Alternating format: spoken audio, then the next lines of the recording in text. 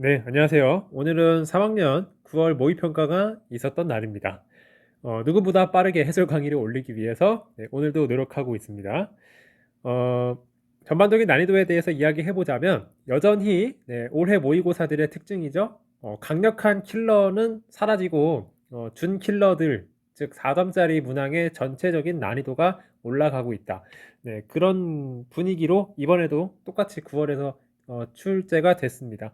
아마 수능에서도 이런 느낌으로 출제가 되지 않을까 싶어요. 네, 끝에 있는 문항들이 엄청 강력한 킬러라서 막 손도 못 댈 정도로 그렇게 어려운 문제는 아니고 전반적으로 4점짜리의 그 평균적인 난이도를 올리면서 시간이 오히려 다 풀기에는 좀 더 어려워질 수 있는 상황이 만들어질 것 같습니다. 선생님도 이번에 시간을 좀 잡고 풀어봤는데 100분 안에 30문제를 다 푸는 거는 쉽지 않습니다. 네, 그래서 전반적으로 다른 4점들에서 또 시간이 오래 걸리는 것들이 좀 많아서 아무튼 그런 분위기였다는 것을 생각하면서 이번 6월, 9월 모의고사에서 틀렸던 문제들은 반드시 한 번뿐만 아니라 두 번, 세 번 다시 한번 풀어보고 분석하기 바랍니다. 꼭 해야 됩니다. 자, 그러면은 전반적으로 푸는데 조금 어려웠던 문제들 몇 문제 풀어보고 진행하겠습니다. 자, 14번 문제부터 보겠습니다.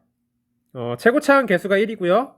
도함수에 대한 함수값 두 개 알려준 3차 함수에 대해서 이 gx를 이렇게 잡았을 때 자, 기억, 니은, 이거 푸는 문제입니다. 자, 그러면 첫 번째 줄부터 볼게요. 도함수가 자, 0이 되는 x가 두 개를 알려줬기 때문에 일단은 도함수를 인수분해할 수 있습니다. x와 x-1을 인수를 가져야 돼요. 자, f'x는 2차 함수이고 최고차항의 개수는 3이 되겠죠? 전개합니다. 자, 그러면 fx도 부정적분을 하게 되면 상수항은 우리가 구할 수 없지만 그래도 어느 정도 fx를 표현하고 시작할 수 있습니다. 자, 그러면 fx의 식을 거의 알려주고 시작하는 거기 때문에 gx도 그냥 바로 접근을 할게요. 자, 물론 gx의 fx의 식을 알고 있기 때문에 그냥 대입을 해도 되지만 그리고 뭐 fx 플러스 p도 뭐 대입하면 나오긴 하겠지만 계산하는 게 좀 복잡해 보이니까 gx를 따로 정리하진 않고 그냥 바로 문제로 접근을 해볼게요. 기억입니다. 자, p가 1일 때 g'1의 값을 구해달라고 했습니다. 자, 그럼 p가 1일 때 gx를 먼저 적어볼까요? 자, 이번엔 좀 식을 그냥 적겠습니다. fx 빼기 f0은 그냥 c가 사라지기 때문에 이렇게만 남겠죠. 그 다음 x가 0보다 클 때는 fx 플러스 1에서 f2를 뺀 식입니다. 이것도 아직은 전개하지 말고 그냥 둘게요. 자, 그래서 이 상태에서 구하라고 하는 것이 g'1이었는데요. g'1을 미분계수의 정의로 한번 적어보겠습니다. 자, 그러면은 x가 1로 갈 때 x-1분의 gx-g1의 값을 계산하면 되죠. 그래서 지금은 x가 1, 즉 0보다 큰 상황이기 때문에 바로 이 밑에 있는 gx의 식을 여기 있는 g 자리에 대입을 해서 계산을 해도 되고요. 네, 이렇게 해도 되고요. 또 다른 방법은 지금 어차피 gx가 구간에 따라서 다르게 정의된 다항함수들로 이루어져 있죠. 자, 그렇기 때문에 이렇게 생긴 구간에 따라서 다항함수들로 이렇게 따로따로 정의하는 이런 함수는 미분 가능성 또는 미분 계수의 값을 그냥 그 구간에서 미분법으로 도함수를 구한 다음에 x 값에 대입해서 구할 수도 있잖아요. 그 두 번째 방법은 g'x를 그냥 x의 값에 구간에 따라서 각각 따로 미분해서 구하는 겁니다. 네. 자, 그러면 여기는 3x제곱 마이너스 6x이겠고요. 그 다음 여기는 그럼 어떻게 될까요? 저 fx 플러스 1을 미분하게 되기 때문에 일단은 f 프라임 x 플러스 1이 나올 거고요. 뒤에 있는 f1은 상수니까 사라지겠죠. 자, 그래서 여기다가 대입을 한다면 g 프라임 1의 값은 f 프라임 2입니다 라고 쉽게 구할 수 있어요. 네. 이걸로 해도 그렇게 나오고요. 이걸로 해도 그렇게 나옵니다. 자, 어쨌든 f 프라임 2는 얼마라고 했죠? 0이라고 했기 때문에 기억은 맞는 말이에요. 자, 니은 gx가 실수 전체의 집합에서 미분이 가능하도록 하는 양수 p의 개수는 한 개이다. 자, 이번에도 마찬가지로 gx의 도함수를 우리가 어쨌든 p의 값을 얼마인지 모르더라도 구할 수 있거든요. 자, 이번에도 마찬가지로 그냥 g'x를 구간에 따라서 각각 따로따로 미분해서 적어보면 x가 0보다 작거나 같을 때는 f'x 이고요. x가 0보다 클 때는 자, 잘 보세요. fx 플러스 마이너스 fp를 미분하는 것이기 때문에 자, 이 식은 f'x 플러스 p에다가 원래 있는 속에 있는 함수인 x 플러스 p를 미분한 걸 곱해야 되지만 어차피 1이니까 안 곱해도 상관이 없어요. 그 다음 fp는 p가 어쨌든 숫자이기 때문에 상수기 때문에 fp도 상수라서 x에 대해서 미분했을 때 그냥 0이 됩니다. 자, 그래서 네, 다시 한번 쓸게요. 여기는 f'x 플러스 p가 돼요. 됐죠? 자, 그러면 이 gx의 도함수를 구해보니까 네, x가 0보다 작거나 같을 때와 x가 0보다 클 때는 각각 f'x와 f'x 플러스 p라는 다항 함수이기 때문에 이 함수는 x가 0이 아닐 때는 항상 미분이 가능합니다. 굳이 안 따져도 된다는 얘기죠. 그죠? 그러니까 전체에서 미분이 가능하려면 어디서만 따지면 되죠? x는 0에서만 미분이 가능한지를 조사하면 됩니다. 자, 그러면 이렇게 도함수의 식을 구간에 따라서 다르게 정의돼서 얻을 수 있다면 그 함수의 미분 가능성은 어떻게 보일 수 있다? 이 도함수에다가 그 x는 0에서의 좌극한과 우극한 값을 구해서 비교하는 것이 좌미분계수와 우미분계수를 비교하는 상황과 같다 그랬죠. 네.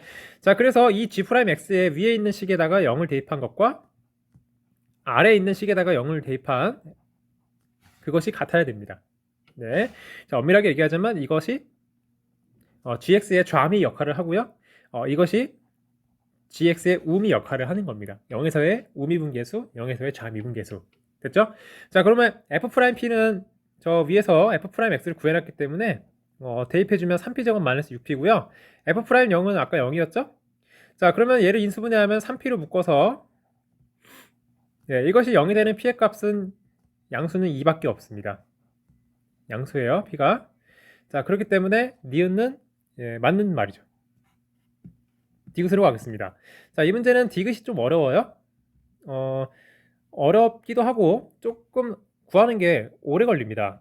네, 디귿 때문에 아마 많은 친구들이 어려워했을 텐데 수학에서 기억, 니은, 디귿 문제 나왔을 때의 가장 큰 문제점인데 디귿을 모르겠을 때는 디귿을 그냥 맞다고 했을 때 답이 될 가능성이 높은데 이번에도 좀 어쩔 수 없이 기억, 니은, 디귿이 답이 되긴 했습니다. 자, 어쨌든 p가 2보다 크거나 같을 때 이 인테그랄의 값이 0보다 크거나 같다는 것을 보여주세요 라고 했습니다. 자, 그러면 일단은 gx의 x의 값의 범위에 따른 식을 우리가 알고 있잖아요. 자, 그러다 보니까 그거에 맞게 일단은 인테그랄을 계산해 보겠습니다. 네, 자, 그러면 이 인테그랄은 0부터 다시 마이너스 1부터 0까지, 즉 x가 0보다 작을 때와 그리고 0부터 1까지로 나눠서 계산을 하겠죠. 그럼 마이너스 1부터 0까지는 저 함수는 뭐를 가지고 오면 되냐면 fx 빼기 f0을 가져오면 돼요.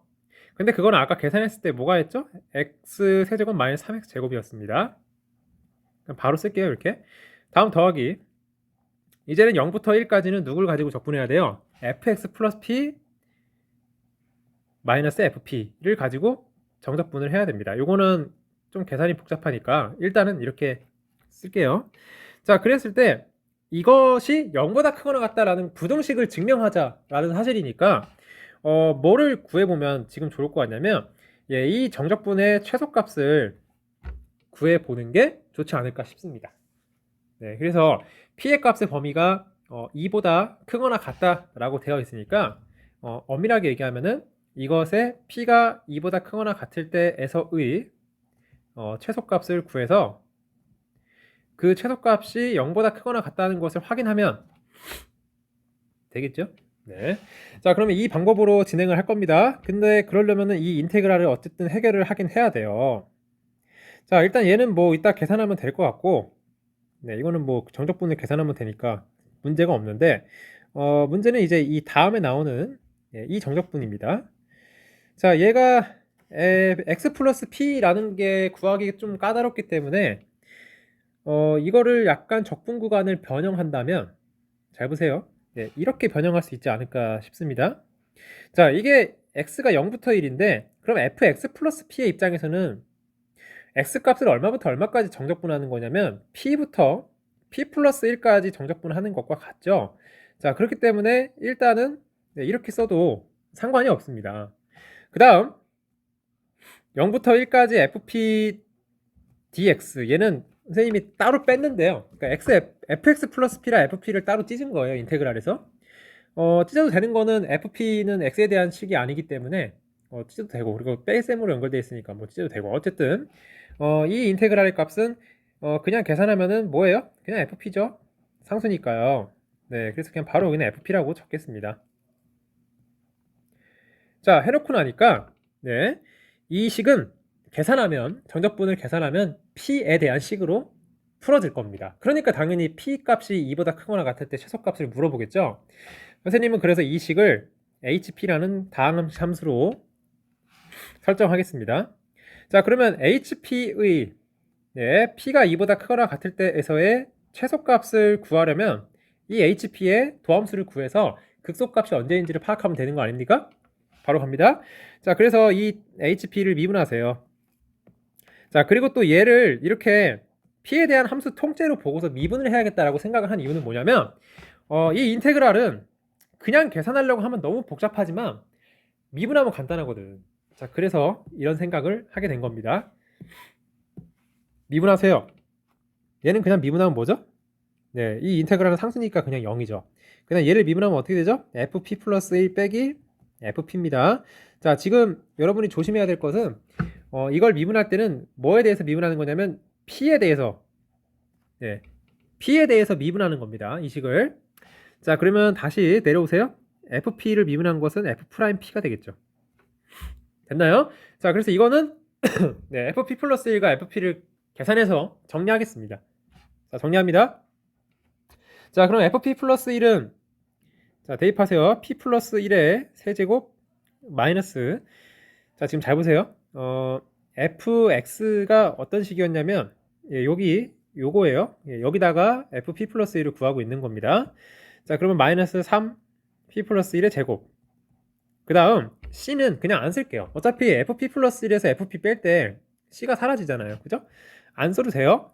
예, c는. 그 다음 마이너스 fp 쓸게요. 마이너스 3p 세제곱, 예, 플러스 3p 제곱. 거의 다 왔어요. 자, 그 다음 f'p도 써야 되는데 f'p도 우리 적을 수 있죠. 아까 뭐였죠? 3p 제곱 마이너스 6p니까 마이너스 3p 제곱 플러스 6p겠네요. 네, 자, 이거는 계산 생략하겠습니다. 3p 마이너스 2가 나옵니다. 자, 그래서 어쨌든 얘가 0이 되는 p가 3분의 2가 나왔다는 것을 알 수 있고요. 지금 h'p가 1차식이 나온 걸 보면 hp는 뭐야? 2차식이겠죠. 그래서 아래로 블록한 2차식이기 때문에 예, 요 값에서 예, 극소값을 가집니다. 일단 근데 얘가 p가 2보다 크거나 같을 때의 최소값은 아니죠. 예, 얘는 지금 저 2보다 크거나 같은 범위에 속하지 않기 때문에 따라서 이런 얘기를 할 수 있습니다. hp라는 것은 네, 아래로 블록한 포물선인데 포물선의 꼭지점이 p가 3분의 2일 때예요. 근데 우리가 원하는 거는 p가 2보다 크거나 같을 때예요. 여기서. 자, 그러니까 p가 2일 때 제일 작다는 것을 알 수 있죠. 자, 그래서 우리는 h2라는 게 계산했을 때 0보다 크거나 같다인지 확인하면 됩니다. 네, 그러면 저 디귿의 값이 0보다 크거나 같다는 것이 입증이 되는 겁니다. 알겠죠? 디귿이 좀 어렵다 했어요. 디귿이 계산도 좀 어렵고 문제에서 물어본 건 간단한 정적분 값이었지만 저 정적분을 계산하려면 중간에 p가 들어가기 때문에 예, p의 값에 따른 최소값을 찾아내는 과정이 바로 이 도함수의 최대체수를 활용하는 그 부분이 들어갑니다. 자, 그러면 이제 p에다가 2를 집어넣으세요. 자, 쭉 집어넣습니다. 자, 마이너스 1부터 0까지. 자, 지금 어디다 집어넣어야 돼요? 자, 천천히. hp가 아까 이거였어요. 네, 여기 hp에다가 p 자리에 2를 대입하는 얘기예요. 자, 그러면은 일단은 이 정적분은 아까 계산해야 된다고 했고 계산할 거고요. 이따가 그 다음에 p 자리 2 들어가면 2부터 3까지 자, fx dx. 자, 이때는 fx가 c가 들어가긴 해야 돼요. 자, 얘는 c를 써줘야 됩니다. 이렇게. 왜냐면 여기는 c가 없는 이유가 뭐냐면 f형을 뺐으니까 c를 안 쓴 거고, 네, 지금은 fx만 있으니까 c를 써야 돼요. 근데 저거 좀 나중에 문제 생기지 않을까요? 할 수 있는데 이따가 해보면 알겠지만 별 문제가 없습니다. 네, 이따가 계산하게 되면 알게 됩니다. 자, 나머지 fp에다가 2까지 대입해서 fe. 자, 계산할까요? 자, 이 정적분은 4분의 1 x 4제곱 마이너스 x 세제곱에다가 0 대입하고 마이너스 1 대입해서 뺄 겁니다. 다음. 그 다음 3분의 1, 자, 다시. 4분의 1 x 4제곱 마이너스 x 세제곱 더하기 cx인데요. 여기다가 3 대입하고 2 대입해서 뺄 겁니다. 그 다음 fe. 자, fe는 8 마이너스, 자, 가로 치고 쓸까요? 8 마이너스 12 더하기 c 이렇게 되는데 선생님이 괜찮다고 했던 게 뭐냐면 바로 여기서 보면은 어차피 뭐 지금 안 해도 되는데 여기 있는 c랑 여기 있는 cx에다가 3 대입하고 2 대입해서 뺐던 나오는 c랑 서로 만나서 어차피 지워져요. 그래서 c가 그냥 없어도 됩니다. 자, 계속 계산하겠습니다. 자, 그러면은 이걸 계산하면 0 대입한 거에서 마이너스 1을 대입한 걸 빼니까 마이너스 1 대입한 것만 쓰면 되겠네요. 첫 번째는 이렇게 되고요. 자, 그 다음 여기는 계산 좀 잘 해야 돼요. 4분의 1에 3의 4제곱에서 81에서 2의 4제곱인 16을 빼는 것을 계산하시고, 자, 마이너스에 3의 세제곱 27에서 2의 세제곱 8을 뺀 것을 계산하시고, 자, cx는 안 해도 된다 그랬죠? 그 다음 저기 뒤에 있는 값은 플러스 4. 자, 계속 계산합니다. 자, 그렇다면은 얘는 마이너스 4분의 5고요. 자, 얘는 플러스 4분의 65가 되고요. 그 다음 뒤에 있는 항은 마이너스 19 더하기 4입니다.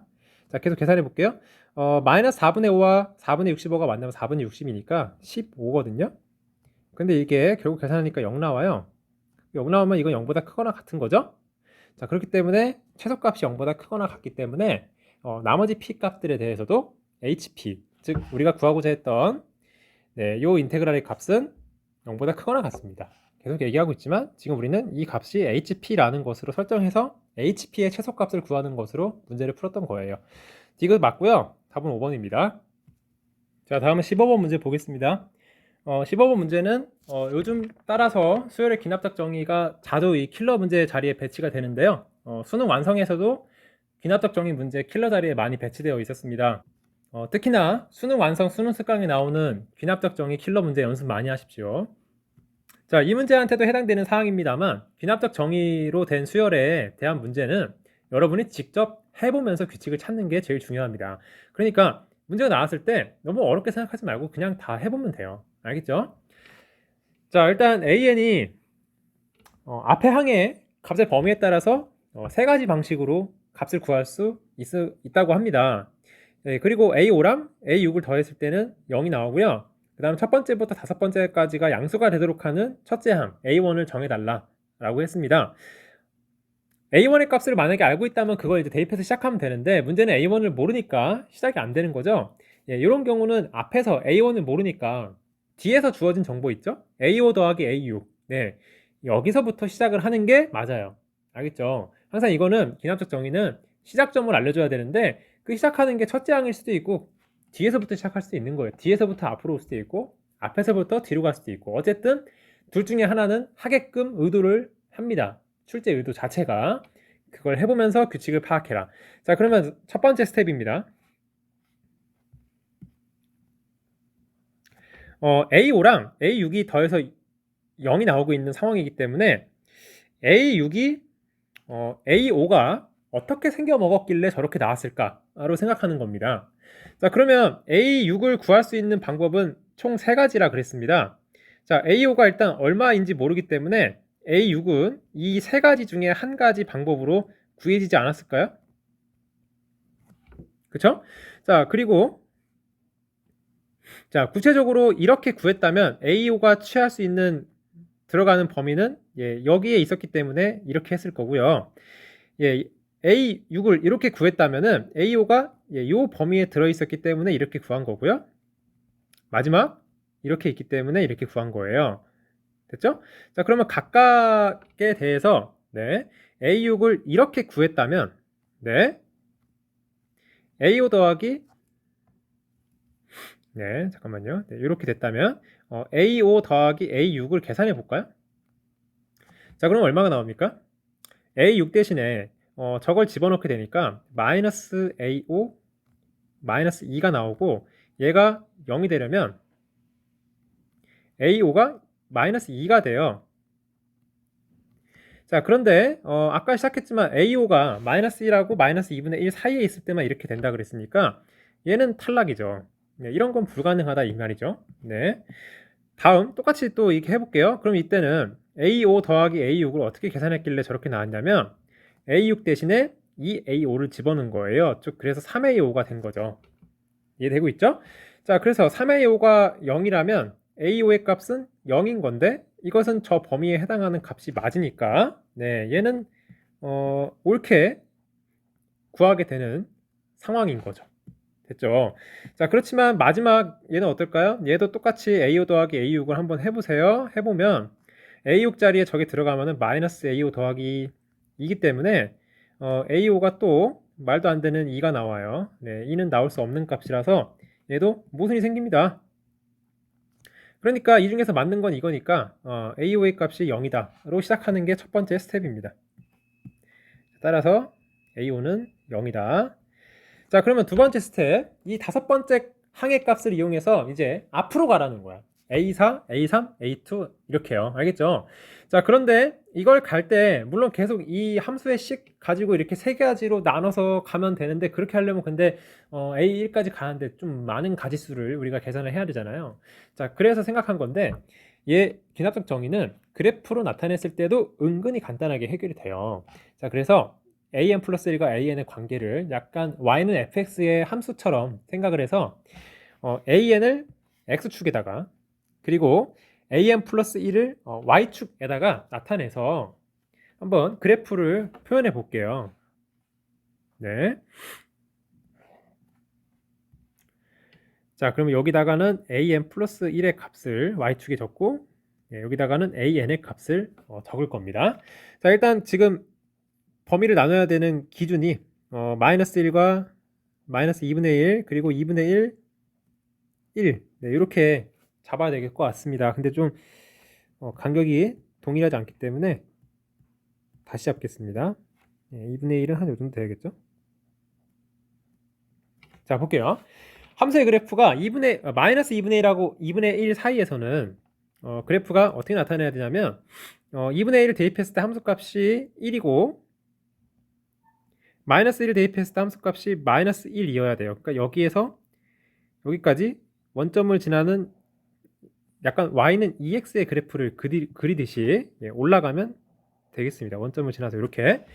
자, 그 뒤로는 이제 어떻게 되죠? 2분의 1부터 1까지는 여기서 1,0을 지나는 직선을 내려와야 되기 때문에 이렇게 생겼고 여기는 마이너스 1,0을 지나는 직선이어야 되기 때문에 이렇게 내려와야 됩니다. 됐죠?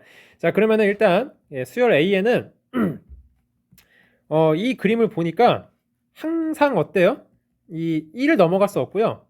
여기 있는 마이너스 1도 넘어갈 수가 없어요. 그죠? 그러니까 절대값 an 자체가 이미 마이너스가 아닌 1이죠. 1을 넘어갈 수가 없게끔 설계되어 있습니다. 모든 항들이 다 1은 넘어갈 수 없어요. 알겠죠? 자, 그러면 이제부터는 이 그림을 이용해서 자, 두 번째 스텝입니다. A5의 값을 0이라고 정해놓고 여기서부터 A4와 이제 A3, A2, A1까지 계산해 보면서 답이 되는 걸 찾아보자 이겁니다. 근데 너무 노가다 아니에요? 원래 이 문제를 노가다로 풀으라고 내는 문제예요. 네, 그러니까 뭐 이렇게 틀리고 있다 생각하지 말고 자연스럽게 그냥 접근하면 됩니다. 자, 시작할게요. 자, A5가 0이었다면 A4의 값이 될 수 있는 건 누굽니까? 어떻게 찾아요, 이거는? 자, 그래프를 활용하라 했던 이유는 뭐냐면 자, 이 y는 0이라는 직선과의 교점들이 바로 A4가 될 수 있는 값이잖아요. 자, 그러니까 그거를 직선을 이제 안 그릴게요. 색칠해 보면 이거 세 개예요. 보이나요? 네, 여긴 0이겠죠? 자, 그러니까 하고 싶은 얘기는 A5가 0이라면 A4가 될 수 있는 값은 마이너스 1과 0과 1 이렇게 세 가지가 가능하다. 이거 어떻게 찾은 거예요? 그래프를 보고 찾은 겁니다. 알겠죠? 자, 그러면 이제 다음 단계로 넘어가서 A3는 이제 A4가 마이너스 1일 때랑 0이었을 때랑 1일 때로도 나눠서 파악을 하면 돼요. 이것도 그래프를 이용하면 굉장히 빨리 파악할 수 있다고요. 알겠죠? 자, 이거는 자, 화살표를 그냥 이렇게 표시하겠습니다. 네. A4가 마이너스 1이었을 때 A3이 될 수 있는 걸 찾아볼게요. 자, 그럼 이건 어떻게 찾으면 되죠? 이번엔 마이너스 1이었을 때의 점을 찍어보면 되죠. 자, 마이너스 1일 때 여기잖아요. 여기가 마이너스 1입니다. 자, 그러니까 저 X값은 지금 마이너스 2분의 1이죠. 네. 그러니까 마이너스 1이 나오는 상황은 A3가 마이너스 2분의 1일 때 밖에 없다고 합니다. 그 다음 0일 때에도 조사해 볼게요. 자, 이번에는 또 0이 나와서 0일 때 또 어떻게 되죠? 또 세 갈래로 나뉘는 거죠. 네, 왜냐면 앞에 항이 0이라면 앞에가 아니죠. 다음 항이 0이라면 그 항의 값은 마이너스 1, 0, 1 세 가지가 가능합니다. 다음 1이었을 때는 어때요? 자, 1이었을 때 여기 점을 또 생각하면 되죠. 그러니까 1이었을 때는 그 앞에 항이 2분의 1이었어야 합니다. 됐죠? 자, 그럼 여기서 이제 생각하는 겁니다. 이게 해보니까요. 한번 이렇게 마이너스 1이 나오기 시작하면요. 잠깐만요. 그 뒤에 애들은 다 어떨까요? 자, 지금 보면은 마이너스 1이 한번 나오기 시작하는 순간부터는 이 마이너스 1이랑 만나는 교점도 마이너스 2분의 1이고 마이너스 2분의 1이랑 만나는 교점도 또 마이너스고 얘랑 만나는 교점도 계속 마이너스예요.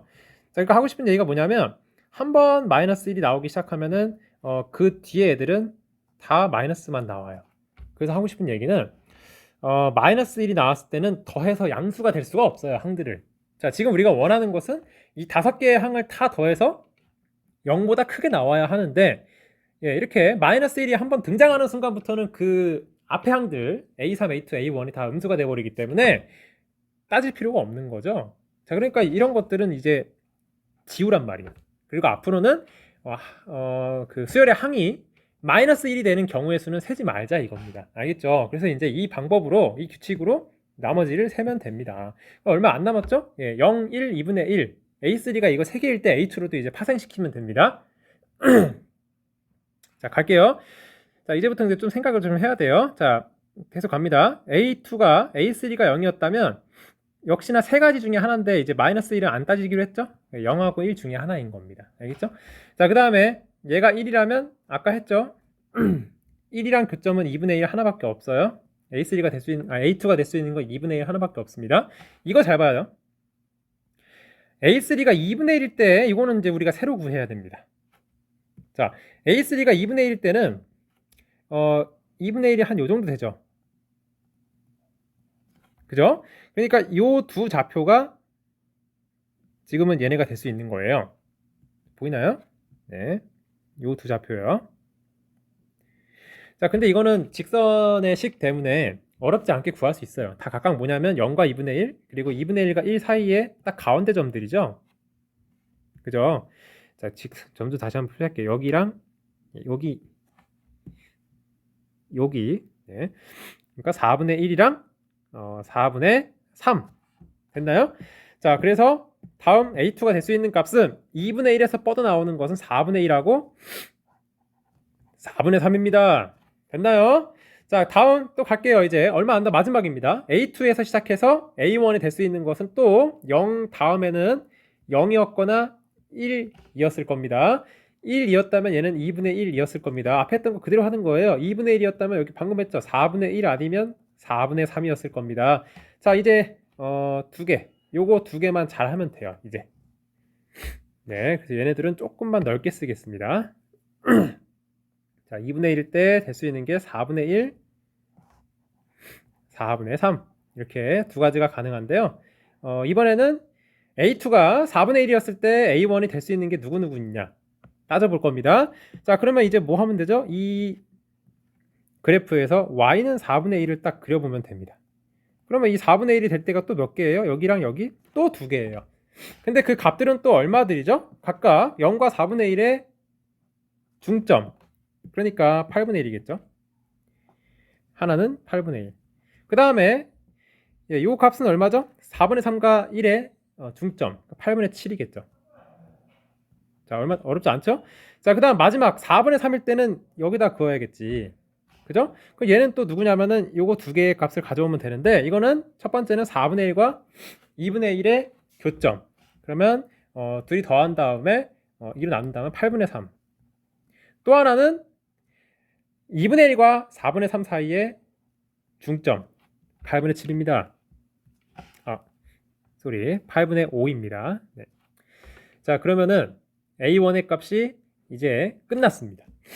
그러면 얘네들은 다 더하면은 다섯 번째 한까지가 다 양수고요. 합을 했을 때 음수가 더 이상 없으니까요.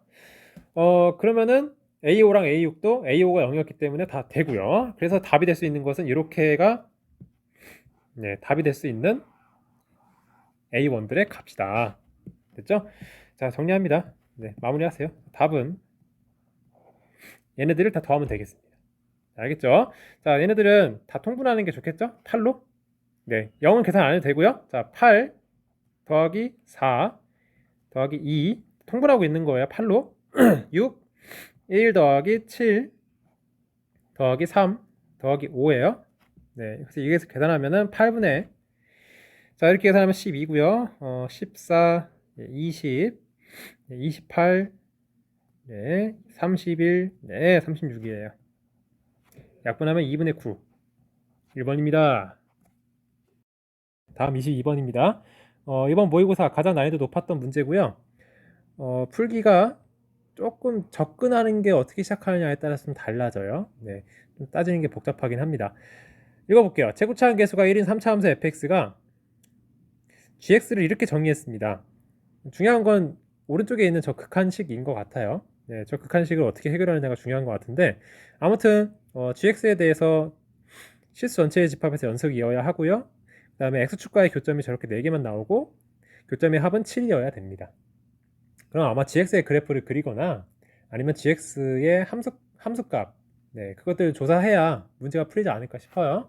자, 결론 우리가 해야 될 것은 저 오른쪽에 있는 극한 있죠. 얘가 어떻게 해야 될까?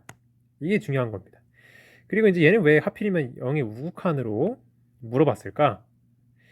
자, 볼게요. 일단 이것은 절대값 기호가 만약에 없었고 그냥 h를 0의 우극한이 아니라 그냥 0으로 보내는 극한이었다면 그냥 이거 절대값 기호 없다고 치면 여기 2 붙이고 여기다 2 곱해서 그냥 EF'X 이렇게 간단하게 쓸 수 있는 그런 애요. 근데 지금은 그게 안 되는 이유가 절대값 붙어서 당연히 안 되고 이것도 h는 또 0으로 우극한으로 보내고 있으니까 예, 그 모양은 좀 어려울 것 같아요. 지금은. 자, 그런데 이게 결국에는 어떤 함수에 대한 그 미분계수 값을 조사하고 싶은 거냐면 y는 fx의 절대값에 대해서 조사하고 싶은 거예요.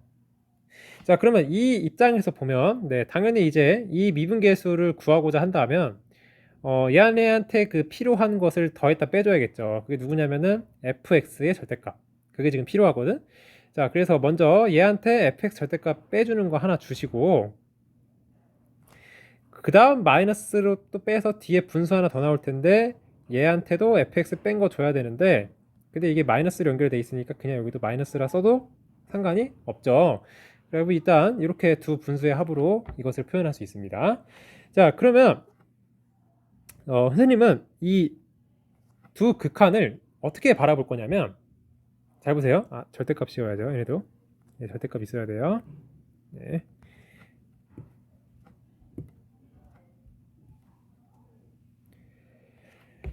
절대값 함수의 미분계수를 물어보고 있는 건데요.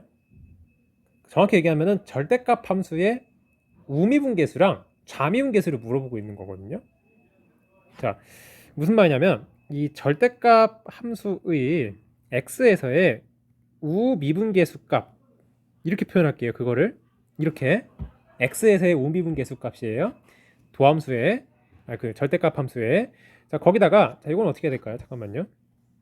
자 여기 마이너스가 지금 여기 마이너스가 붙어 있기 때문에 얘한테 마이너스가 가고 여기는 플러스로 바뀌어야지 그 미분계수의 형태가 될 수 있어요. 근데 얘는 h가 0의 우극한으로 보내면 마이너스 h는 어디로 가죠? 0의 자극한으로 가잖아요. 그러니까 이 값은 더하기 절대값 fx를 미분해서 좌미분계수 값을 구한 거예요. 이게 지금 아까는 무슨 말인지 잘 이해가 안 될 수도 있는데 그냥 이렇게 생각하면 돼요. 무슨 말이냐면 절대값 fx 그래프의 절대값 fx 그래프의 이거는 우미죠. 우미분계수예요. 얘는 뭐냐? 절대값 fx 그래프의 좌미분계수예요. 그러니까 우미랑 좌미를 여러분이 그래프에서 보는 방법은 왼쪽에서 접근하는 접선의 기울기, 오른쪽에서 접근하는 접선의 기울기 그걸로 이제 보면 돼요. 그래서 이 gx의 오른쪽에 붙어있는 얘의 의미는 절대값 fx의 우미분계수와 좌미분계수를 더한 값이다 라고 이해를 하라고요. 알겠죠? 자, 그래서 이제부터는 이게 근데 모양이 복잡하기도 하고 얘를 말을 하는 게 절대값 fx의 우미계수 좌미계수 더해라 말도 너무 길잖아.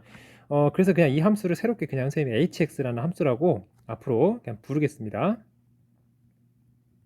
이 함수를 이것을 hx라고 부를게요. 자, 그럼 스텝 2로 가겠습니다. 그러면 gx라는 함수는 이제 어떻게 바라보겠다는 거냐면 fx-3에다가 저 절대값 fx의 우미와 좌미를 더하는 함수인 hx의 곱으로 그냥 이렇게 바라보자 이거예요. 자, 그래서 이 함수가 시리즈 전체에서 연속이 되기 위해서는 뭘 만족해야 되는지를 한번 이제 생각을 해보겠습니다. 자, 그러면 fx가 이제 본격적으로 도입이 돼야 돼요. fx가 들어와야 그걸 가지고 fx의 절대값도 그릴 수 있고요. 그걸 가지고 이제 뭐 hx도 파악할 수 있겠죠. 자, 그래서 이제부터는 fx를 그릴 건데 fx가 근데 최고차항이 1이라는 거 빼고는 어떻게 생겼는지 전혀 정보가 너무 없어요. 그래서 첫 번째 가능한 fx의 개형인 이것부터 하나씩 다 따져 보겠습니다. 3차 함수 개형 뭐 많아봤자 별로 없잖아요. 한번 다 해보자고요. 자, fx가 이렇게 x축이랑 서로 다른 세 점에서 만난다면 이때 절대값 함수의 그래프는 어떻게 생겼냐면 이렇게 생겼습니다. 얘를 기준으로 다 끌어올리면 이렇게 생겼겠죠? 됐나요?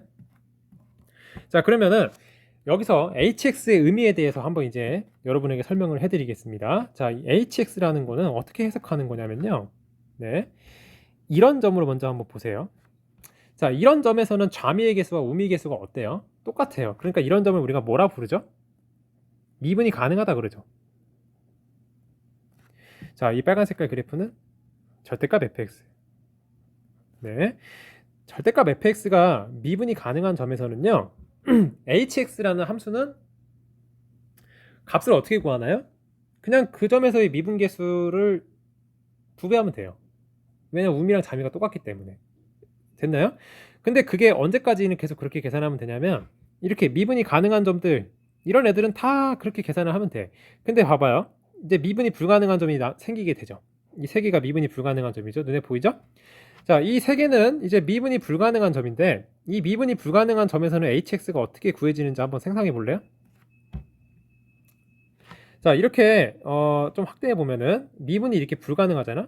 여기서 그러면 이 미분이 불가능한 점의 주변에서 좌미분계수랑 우미분계수는 존재하기는 해요.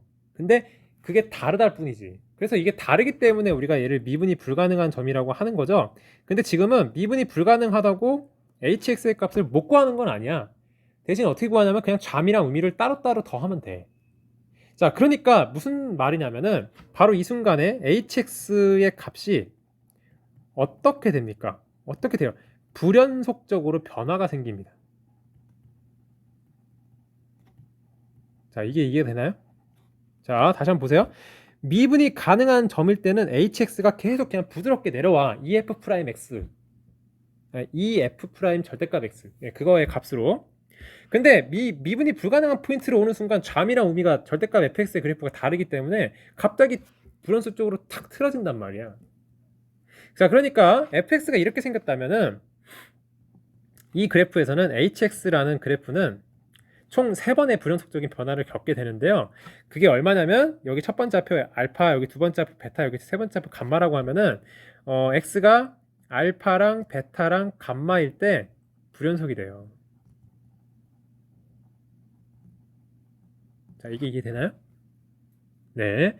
자, 그러면은 이제 선생님은 뭘로 풀려고 하는 거냐면 이제는 어쨌든 가족권을 우리가 이제 써야 되잖아요. 자, 다시 한번 이제 gx를 가져와 봤을 때 gx가 fx-3과 hx라는 함수의 곱으로 이루어져 있는데 얘가 모든 실수에서 연속이 돼야 돼. 네. 자, 그 말은 hx가 알파, 베타, 감마에서 불연속이었지만 gx는 알파, 베타, 감마에서도 연속이 돼야 돼요. 선생님, 그럼 x가 알파, 베타, 감마가 아닐 때는요? 자, hx의 입장에서 얘기해 보면 x가 알파, 베타, 감마가 아니면 hx는 어때요? 아까 얘기했지만 알파, 베타, 감마가 아니면 다 미분이 가능한 점들이야. 절대값 fx가. 그래서 거기서는 그냥 hx는 부드럽게 연속적으로 변화해요. 연속이에요. 그래서 gx가 연속인 거를 확인해야 되는 점들의 좌표는 어디냐면 바로 알파, 베타, 감마입니다. 됐나요? 자, 그러면 이거는 이제 여기서 약간의 스킬이 좀 필요한데 선생님이 수업 시간에 몇 번 강조했던 내용인데 이렇게 두 개의 함수가 곱해져 있을 때 이 독패진 함수가 x는 a에서 연속임을 보이고 싶다면 전제 조건에 이런 게 들어있을 때 이렇게 해도 괜찮다 그랬어요. 만약에 fx 둘 중에 하나는 연속이고 a에서 둘 중에 하나가 불연속이라는 게 이미 확정적으로 정해져 있다면 이 둘이 곱한 함수가 연속이 되기 위한 조건은 필요충분 조건으로다가 연속인 함수에다가 a를 대입했을 때 0이 나올 때밖에 없습니다. 이걸 이용하려고 합니다. 두 함수가 곱했을 때 연속이 되려면 연속인 함수의 함수값이 0이 나왔을 때만 이 함수는 연속이 될 수가 있어요. 자, 그래서 여기다가 그 이야기를 적용시키면 f 알파-3과 알파 베타 감마를 x에 대입하고 있는 거예요. f 베타 마이너스 잠깐만요. 좀 더 천천히 할게요. 지금 이 gx라는 함수도요. 두 개의 곱으로 이루어져 있는데 이 fx라는 함수는 어때요? 항상 연속이에요. fx-3이라는 함수는 왜냐면 fx가 3차 함수니까 fx-3 3차 함수잖아요. 그러니까 얘는 항상 연속이라고. 근데 얘가 어때요? 얘가 알파랑 베타랑 감마에서 어때? 불연속이라고 이미 위에서 말해줬죠? 자, 그러니까 얘는 불연속이고 얘는 연속이니까 이제 정해진 거죠? 이 연속인 함수 fx-3한테 x자리에 알파를 대입했을 때 그리고 베타를 대입했을 때 그리고 감마를 대입했을 때 뭐가 나와야 돼? 0이 나와야 돼요.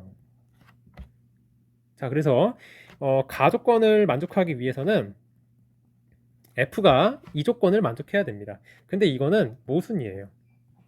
벌어질 수 없는 일이에요. 왜 그럴까요?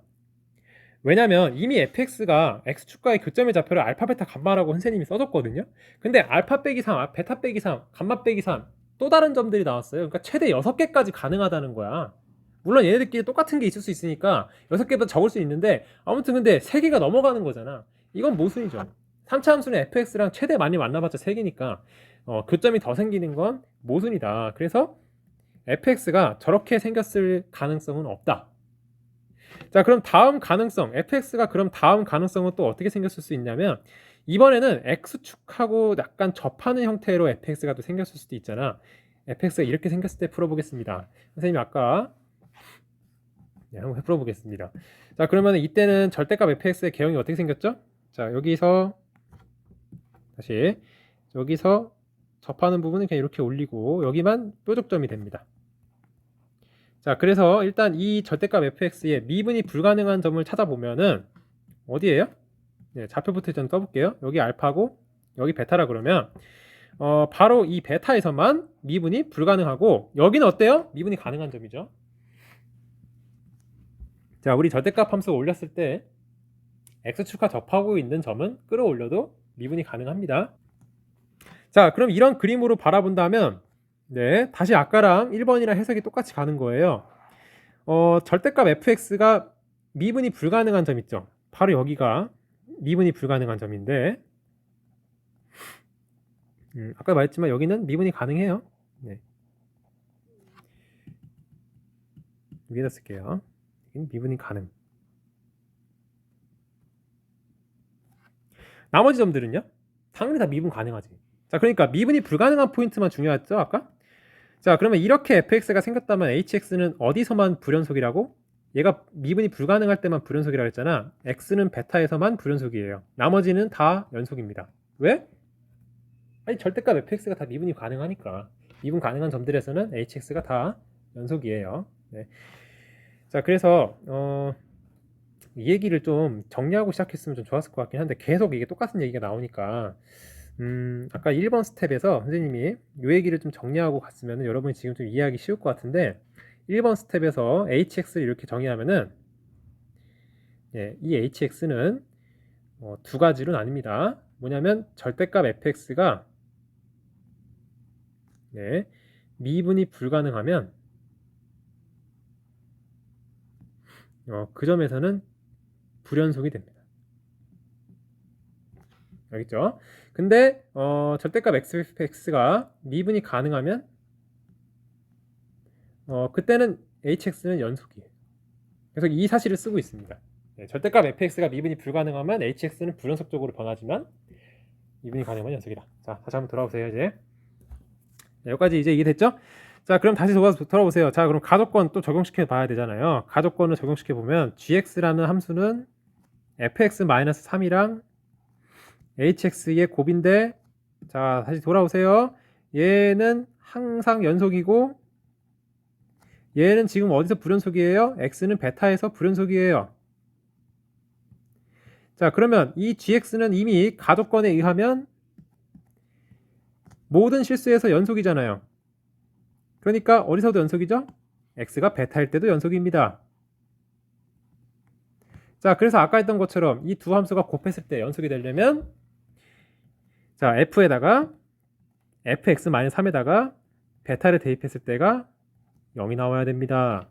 됐나요? 자, 그러면 이 정보는 뭘 알려준 거냐면 fx랑 x축이랑 만나는 교점의 좌표가 베타-3이라는 게 하나 더 있다. 베타 말고. 근데 그게 누구겠니? 여기 있는 알파밖에 없죠. 얘가 베타-3이 돼야 돼요. 따라서 알파의 값은 베타-3이다. 됐죠? 자, 이제는 나조건으로 한번 가볼래요? 가조건을 해결했습니다. 나조건은 뭐였냐면 이 gx라는 함수가 x축과 만나는 점이 4개 나온대요. 자, 그럼 다시 한번 gx 한 번씩 적어볼래요? gx가 fx-3이랑 hx의 곱인데 얘가 0이 되는 상황. 그건 언제죠? fx-3이 0이 나오거나 또는 hx가 0일 때예요. 됐나요? 자, fx-3이 0이 나올 때의 x값들은 구하기 쉬워요. 그럼 이건 언제죠? x-3이 누구랑 누구일 때예요? 지금 여기 나와 있잖아요. 알파랑 x-3이 베타일 때. 됐나요?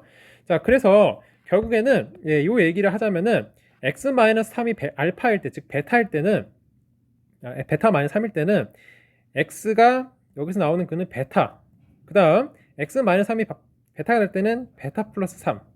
네, 이렇게 두 개의 근이 생깁니다. 일단 서로 다르죠, 얘네는.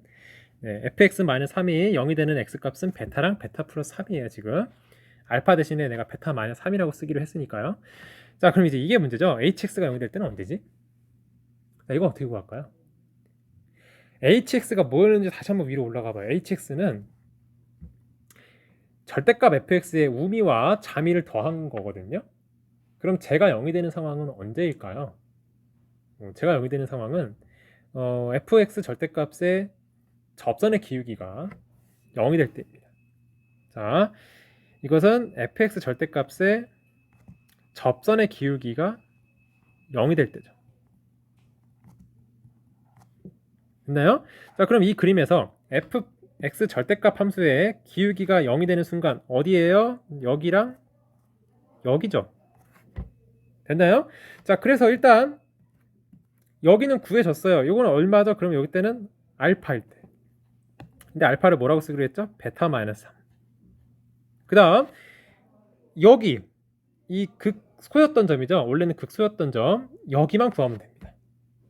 네, 그러면 얘까지 구했다 치면 얘는 다르니까 어때요? 서로 다른 4점에서 만났고 이것은 나조건을 만족하는 게 맞죠? 자, 그래서 바로 이게 답이 되는 케이스가 될 수 있다라고 결정을 하는 겁니다.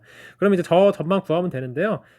저 점은 어떻게 구할까요? fx의 극소점이에요. 그래서 fx의 식을 세우고 극소값을 계산하면 되겠습니다. 알겠죠? 자, 그러면은 이제 본격적으로 이 점의 좌표를 구하기 위해서 fx의 식을 세워봐요.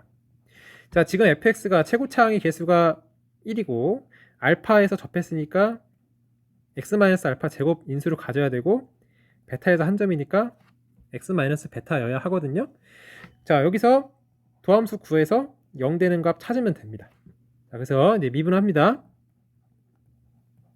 자, 물론 우리가 알파 대신에 베타 마이너스 3을 쓸 수 있지만 좀 이따가 대입을 하려고 해요. 좀 계산이 좀 복잡해지니까. 자, 그래서 얘가 x 마이너스 알파로 묶었을 때, 자, 이쪽에는 2x 마이너스 2베타, 이쪽에는 x 마이너스 알파가 돼서 0이 되는 x 값은 알파 또는 알파가 나오거나 또는 이쪽에서는 3분의 2베타 플러스 알파가 나오는데요. 알파에다 베타 마이너스 3을 대입하면 얘는 베타 마이너스 1이 되죠. 자, 근데 알파는 이미 써놨잖아요. 왜냐면 얘는 베타 마이너스 3이니까 이건 써놨으니까 바로 이것이 주인공이겠죠. 베타 마이너스 1이. 그래서 여기 들어가는 숫자는 베타 마이너스 1입니다. 그러니까 어디가 여기 들어가는 요 값이 여기가 베타 마이너스 1이라는 얘기예요. 자, 그러면은 이제 이 네 가지가 문제 나조건에서 언급됐던 알파1, 알파2, 알파3, 알파4거든요. 자, 그래서 얘네 네 개를 다 더하면은 7이라고 알려줬으니까 그걸 이제 이용하세요. 자, 얘네 다 네 개 다 더하면 어떻게 되죠? 4베타 마이너스 1. 근데 그게 7이래요. 따라서 베타는 얼마? 2. 자, 그럼 베타 2 구했으면 나머지 답은 뭐라고 그랬죠? F5를 구하는 건데 베타가 나오면 fx가 완성이 되거든요. 지금 여기 보이나요? 자, 베타가 나왔기 때문에 알파의 값도 구해집니다. 마이너스 1이라고. 자, 그래서 일단 fx의 함수식은 x 플러스 1의 제곱 x 마이너스 2가 되니까 이 문제의 답은 f5를 구하는 것이었고요. 5는 36 곱하기 3이 돼서 108이다. 자, 그런데 답을 구하고 났는데 선생님, fx의 개형을 충분히 다 조사하지 않은 것 같아요. 다른 개형도 아직 많이 남았는데 답 나왔다고 써도 되나요? 실제 시험 볼 때는 그냥 어쩔 수 없이 빨리 써야죠. 근데 지금 fx의 개형을 너무 두 가지밖에 조사를 안 해봤기 때문에 나머지 개형들도 충분히 또 조사해 볼 만해요. fx의 다른 개형에서 답이 나오지 않는 이유들을 몇 가지 설명해 보면서 이제 마무리하겠습니다. 자, 지금 우리는 fx가 일단 아래쪽에 접하는 것만 했는데요. fx가 위쪽에서 접할 수도 있어요. 이렇게. 자, 그리고 또 뭐도 아니냐면 fx가 아예 x축하고 한 점에서만 만날 수도 있어요. 그 다음에 또 뭐도 아니냐면 fx 개형이 이렇게 생긴 개형도 나타날 수도 있어요. 요거 안 했는데, 자, 일단 요 개형은 왜 안 되냐면 이거랑 똑같이 해보면 여기가 알파고 여기가 베타라고 잡았을 때 절대값 fx의 그래프가 이렇게 생겼기 때문에 여기서만 미분이 불가능하고 여긴 미분이 가능해요. 그래서 아마 알파에서 미분이 불가능하기 때문에 f 알파 마이너스 3이 0이 나와야 될 거예요. 그러면 베타가 알파 마이너스 3이라는 건데 알파 마이너스 3이 알파보다 오른쪽에 있게 되니까 모순이죠. 그래서 얘는 답이 안 나와요. 그 다음에 이 두 번째 케이스 같은 경우에는 gx가 0이 되는 점의 개수가 4개라 그랬잖아요. 나도권에서. 근데 얘는 gx가 0이 되는 x를 그냥 눈으로만 찾아보면 먼저 fx-3이 0이 될 때는 요거 하나. 그 다음에 이 절대값이 접선의 기울기가 0이 되는 순간은 여기랑 여기 극점이니까 여기 두 개죠. 그러니까 이건 3개밖에 안 나와. 그러니까 얘는 그래서 안 돼요. 얘는 어때요? 이거 하나밖에 안 나오잖아. 그래서 얘도 안 돼요. 그래서 다른 경우는 답이 안 되기 때문에 답은 이것만 됩니다. 확통 30번 문제 보겠습니다. 이 문제는 그동안 모의고사에서 많이 나왔던 중복조합 문제입니다. 사실 어떻게 보면 한번 나왔던 내용이 또 나와서 조금 의아하기는 합니다. 자, 중복조합 문제고요. A, B, C, D가 같은 종류의 사인펜 14개를 남는 게 없이 가져가는 거기 때문에 중복조합이에요. 자, 이때 각 학생들이 1개 이상 받아야 되는 조건, 그리고 9개 이하까지만 받을 수 있다는 조건, 그 다음에 세 번째, 적어도 한 학생은 짝수개의 사인펜을 받는다는 조건. 세 가지를 동시에 만족하는 것을 어떻게 세야지 좋을지 한번 생각을 해보는 겁니다. 자, 일단 이 상황을 A, B, C, D가 각각 받는 사인펜들의 개수를 x1, x2, x3, x4라고 일단 잡아볼게요. 자, 그랬을 때 이게 14죠. 14가 되는 상황을 풀고자 하는 거고요. 각 문제의 조건들을 나열해 보자면 이 xi들은 1 이상이어야 되고 9 이하여야 됩니다. 됐죠? 자, 그 다음 세 번째 조건은 어떻게 해결하는 게 좋을까요? 저거는 적어도 한 학생 수가 적어도라는 말이 들어갔기 때문에 여사건으로 푸는 게 당연히 쉬워 보이죠? 그러니까 이거는 이따가 모든 학생이 홀수계의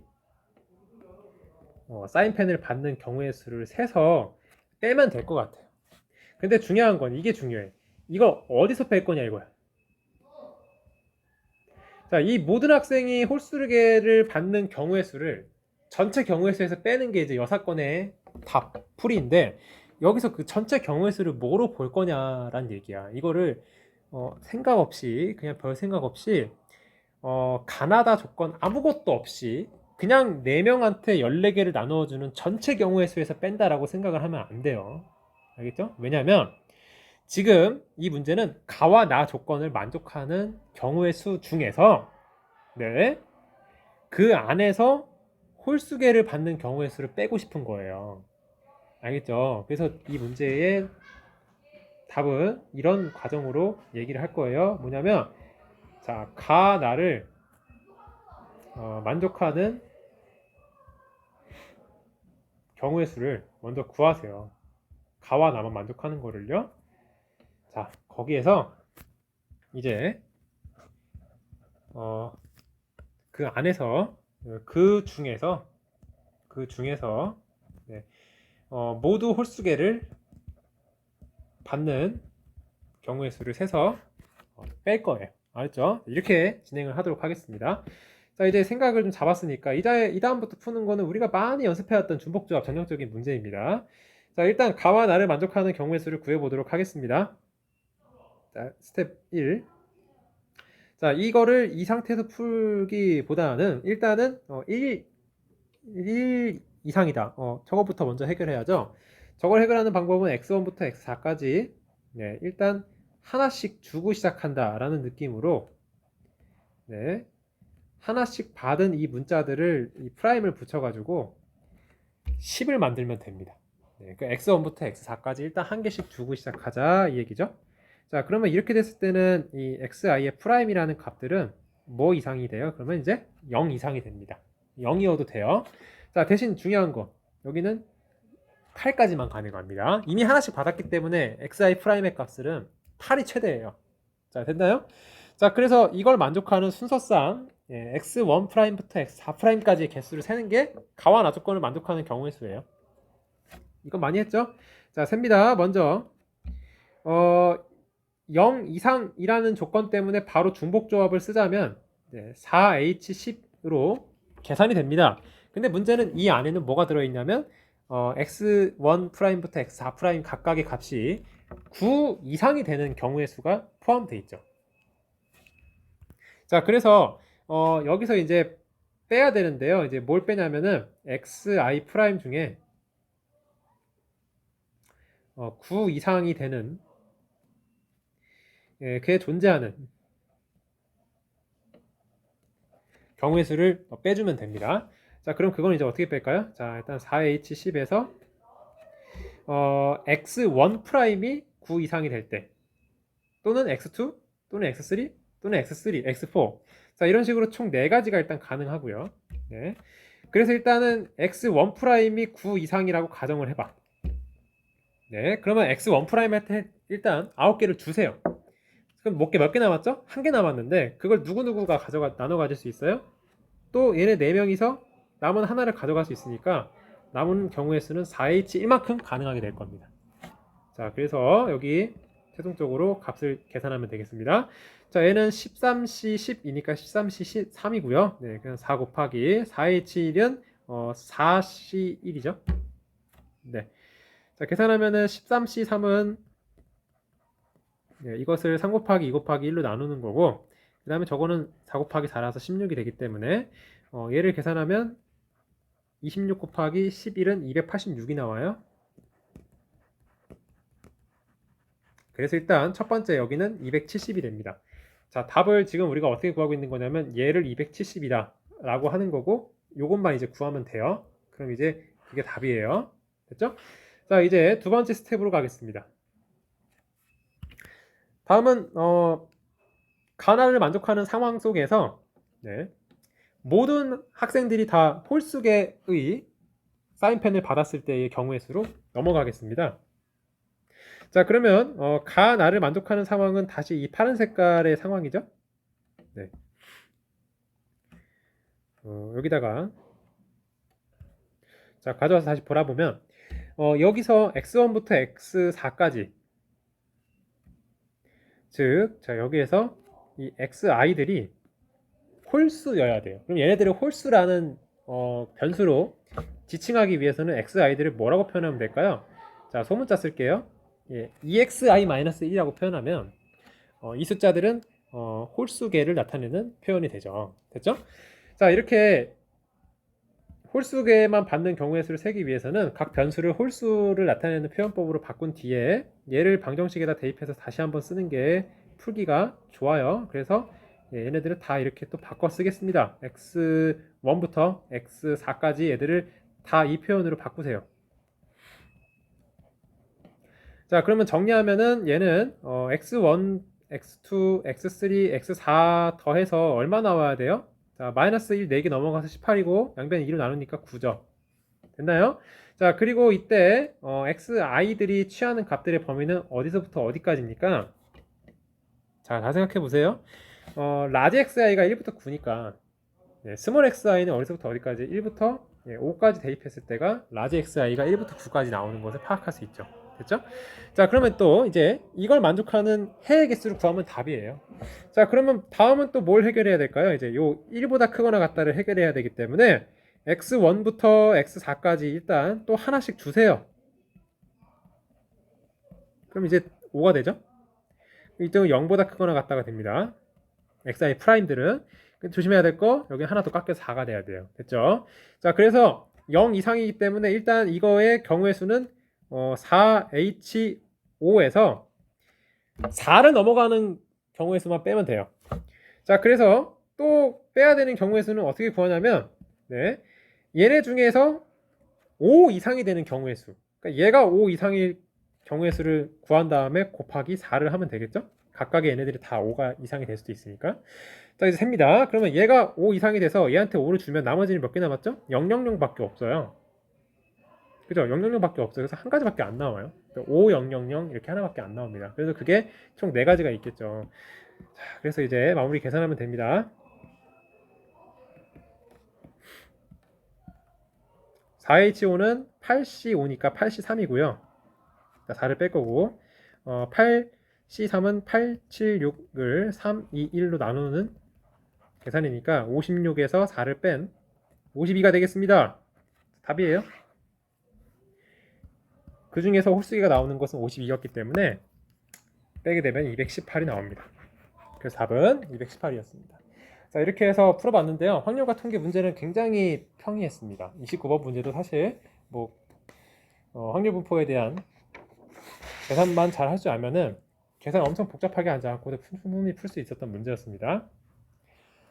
자, 시청해주셔서 감사합니다.